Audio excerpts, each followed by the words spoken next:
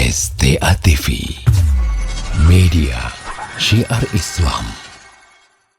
Mohon nasihatnya Ustadz, Ana sudah menikah tapi Ana masih mudah terfitnah dengan fitnah wanita di sosmed. Mohon nasihatnya Ustadz dan doa Ustadz agar Ana bisa berlindung dari fitnah ini. Jazakallah khairan Ustadz. Baik, para hadirin dan hadirat rahimani wa rahimakumullah.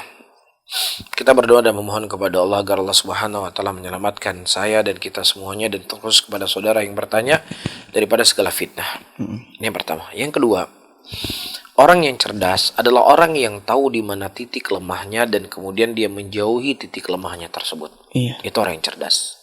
Bukan orang yang cerdas dia hanya mengetahui halal dan haram. Apalagi di zaman sekarang terkadang halal dan haram dari sebagian hal, ya, nggak semuanya. Bisa kita tinggal searching di internet, kita akan dapat, oh ternyata haram, oh ternyata halal.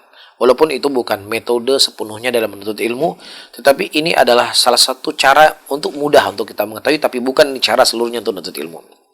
Tetapi orang yang cerdas ketika dia tahu di sini titik lemahnya, maka dia akan menjauh dan menghindar dari titik lemah tersebut.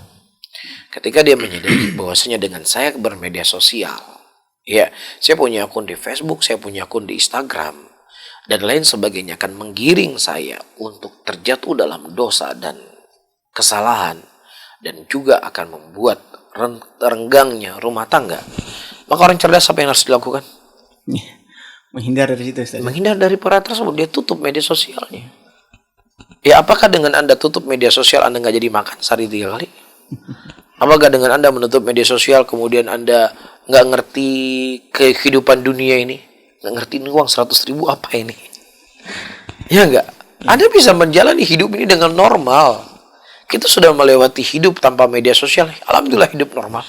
Lebih indah lagi Ustadz. Lebih indah. Ya, kita pernah hidup di masa yang mana telepon itu harus telepon rumah, nggak ada di tangannya. Tapi mudah ketemu sama orang. Mudah buat janjian. Ya, begitu juga kakek-kakek kita di zaman nggak ada telepon yang ditaruh di rumah. Nggak ada sama sekali, cuma surat, bisa juga ketemu. Iya nggak? Kita punya ibu kita dari sana, kita punya ayah asalnya berbeda, tapi bisa nikah. Padahal nggak ada telepon, nggak ada apa-apa. Jadi terkadang fasilitas ini membuat kita manja. Nah, ketika kita menjadi fasilitas itu adalah hal yang membuat kita buruk, ya tentunya orang yang cerdas dia akan menghindar dari hal yang membuat dia kejelekan untuk dirinya. Wallahu a'lam.